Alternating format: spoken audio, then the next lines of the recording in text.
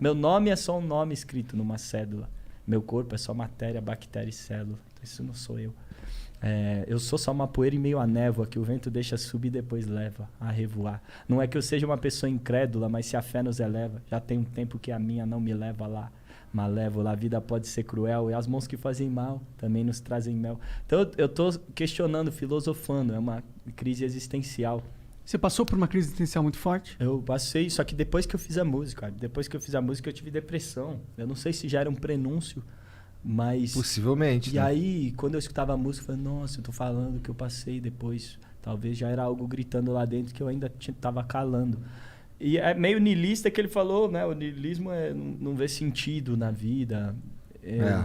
Eu acho que toda música minha, de alguma maneira, ainda que eu traga essa reflexão, eu tento trazer uma esperança no fim. Eu acho que até, talvez, a obrigação do artista na sua arte, tentar não trazer só o desespero da vida ou do mundo, mas também uma maneira de transformar isso em algo bom, né? Maneiro. E no refrão, que aí eu já uso Odin, a gente falou do hidromel, e que eu cheguei verdade, o refrão, né? Eu tive que fazer que nem Odin, eu me matei numa forca. Mas foi aí que eu tirei de mim a força. Então, tipo, na época eu tava lendo também sobre mitologia nórdica, fissurado, e eu vi essa história de Odin, que ele se matou para renascer mais forte. Então é uma metáfora com esse momento da depressão.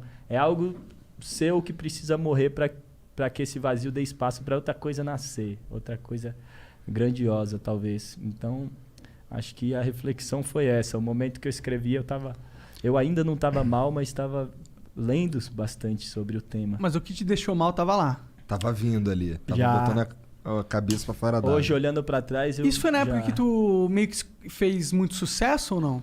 Foi na época que você tava melhor do sucesso? Como que foi? Foi na época que eu tava melhor do sucesso.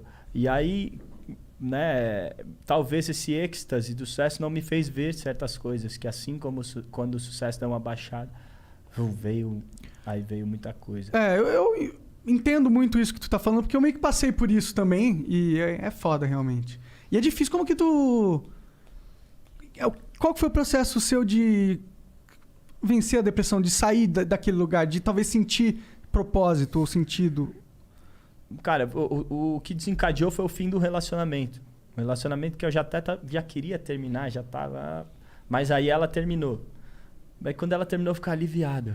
E aí, 3 semanas depois, começou o desespero que não saiu mais de mim. As trevas, e aí, de repente, isso desencadeou em tudo. De repente, toda a minha vida em volta, inclusive a música, começou a não ter mais sentido. Acho que a depressão é o fim da esperança completo. Tipo, a vida é só escuridão, nada mais faz sentido. Nem as coisas que têm prazer de fazer, de repente, perdem o prazer. E eu fui atrás de ajuda.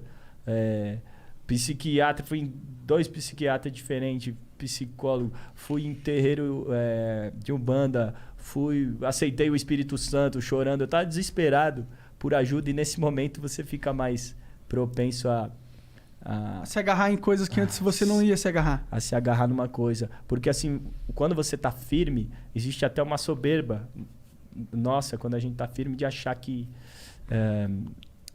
que a gente é autossuficiente dentro de nós mesmos. Que a gente por si se basta, que eu não preciso.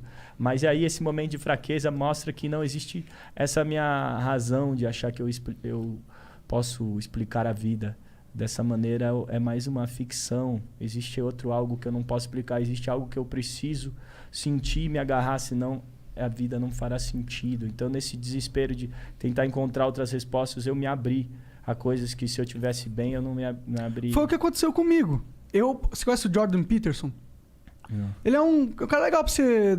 Ele tem um livro chamado 12 Regras pra Vida, e tem um outro livro que é maior e mais complexo, que é um livro antigo dele, que é o que baseia... Você sabe o nome? Não lembro o nome, mano. Descobre aí, Jean, pra nós. E esse livro eu não li. E nem o outro eu li. Eu li o começo do outro no meu Kindle. Mas ele também tem uma série de palestras no YouTube. E foi isso que eu me agarrei nesse momento que eu tava meio perdido. Ele conseguiu me convencer que Deus existe, mano. De uma forma muito lógica e racional. Oh. Tá ligado? E pra mim bastou, assim, sabe? E depois e sumiu o vazio depois que eu virei essa chave. Pra mim foi isso. Por isso que eu pergunto o que foi pra você, sabe? Esse lance de Deus é um assunto que a gente vai longe, né? Eu até tô com a cruz aqui.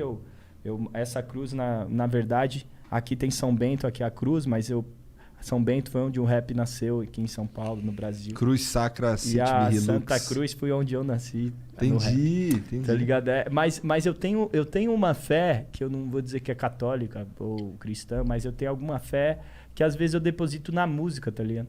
Porque quando eu tô numa roda de samba, quando eu tô fazendo um freestyle, aquele momento eu sinto que eu tô conversando com Deus. Eu até falo, eu tô fazendo um feat com Deus, eu não tô cantando samba, eu tô rezando. Isso aqui eu me encontro com alguma parte de mim. Legal. Que a vida faz sentido, que eu divido com os outros, que eu transmito e sinto algo que eu acho que é verdadeiro. É isso. Deus está aqui nesse momento comigo. Então, até na música, o lance de eu estar compondo letra, eu vou morrer, mas a minha música vai ficar, esse desejo de ser eterno, né? de não ser finito, que todas as religiões tentam também preencher esse anseio. Talvez na música eu encontrei. E eu acho que uma coisa que eu percebi é que talvez tudo isso que eu acredite, que me conforte, talvez seja só mais uma ficção. Porque metade da vida a gente não pode explicar, então a gente tem que imaginar. E a gente sonha, e a gente cria arte, e a gente cria cultura, e a gente cria religião. Essa é uma parte da vida que cabe a nós imaginarmos. É uma página em branco. Então, se mais da metade da vida, ou metade dela, cabe a mim imaginar, que eu imagine aquilo que faz sentido e que me faz bem, e não me jogue nessa escuridão de novo. Depende de mim. Porque o Einstein até fala, tem duas maneiras de chegar à vida, que milagres não existem e que tudo isso é um milagre. Mas como que você vai olha pra lá, imaginar milagre de viver, de estar. Sim, eu acho foda isso. Mas como que você vai imaginar algo que faz sentido se é uma construção sua? Você tem que criar o seu próprio sentido? Eu não acho que seja isso. Eu, pessoalmente, a minha conclusão foi diferente. O que você pensou? Eu tô curioso. Cara, eu acho que o sentido ele vem justamente de Deus. Porque a imaginação ela é livre. Você pode ir para qualquer lado que quiser. Você pode criar as regras pelo qual você se age na vida do jeito que você quiser.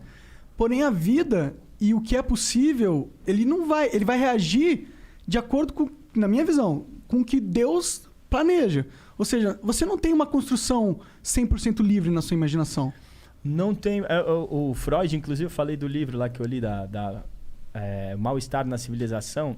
Ele diz que todos nós temos uma paranoia, um grau de paranoia. E a paranoia para ele é que a gente tenta corrigir a realidade de acordo com nossos desejos.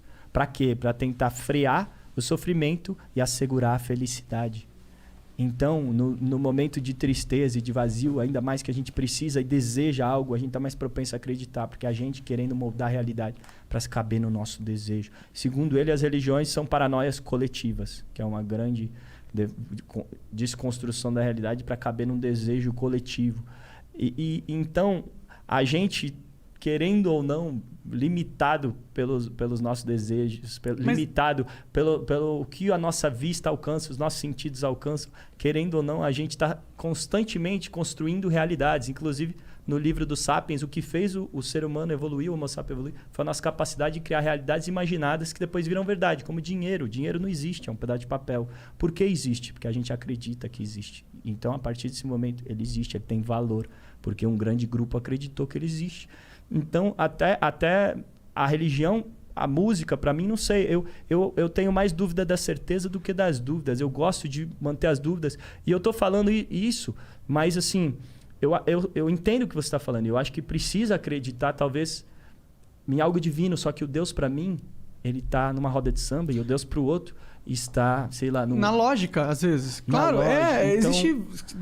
Deus chega através da gente de muitas formas. Mas será que não é o mesmo Deus? Essa é a minha pergunta, entendeu? Às vezes, por exemplo, tem muitas formas de você falar a mesma coisa. Sacou? Será que isso não é a mesma coisa de muitas formas sendo interpretada por nós? Porque a questão é, os desejos da humanidade são o que vão nos guiar e transformar a realidade em verdade. Mas da onde vêm os desejos da humanidade? Essa é a questão. Da onde vem isso? Então, o que guia esses desejos? Porque eles não são aleatórios, na minha visão. Esses desejos... de tentar explicar o mundo é porque o ser humano é o único animal que carrega o cadáver nas costas, que sabe que vai morrer. Então essa sensação de desamparo, de orfandade, às vezes a gente deposita esse desejo num grande pai. O Freud até falava essa ideia de um grande pai que virou esse Deus para preencher algo, às vezes que vem até uma coisa que falta na infância. Mas se Deus não existisse, a gente ia ter que inventar a gente não é filho de Deus, Deus é filho dos nossos desejos. De alguma maneira, sim, porque esse Deus que a gente criou é a imagem e semelhança do ser humano. Então tem muito desse Deus que são coisas para legitimar desejos nossos. Com certeza. Mas o que tem ali, e todas as religiões também trazem muito conhecimento humano, histórico. O que tem ali que eu acho que é verdade, que eu sinto desse divino, desse conhecimento compartilhado humano. Então tem todas as religiões, sim, trazem conhecimentos, mas eu acho que o resto a gente que tem que imaginar e construir. E eu acho que a arte, para mim, também tem esse sentido de explicar a vida. Eu consigo preencher esse vazio, às vezes, na arte. Mas hoje eu descobri que, querendo ou não, o que uma pessoa faz com a religião é o que eu encontrei na música, tá ligado? Sim, É o total. mesmo desejo, o mesmo anseio preenchido de uma outra forma.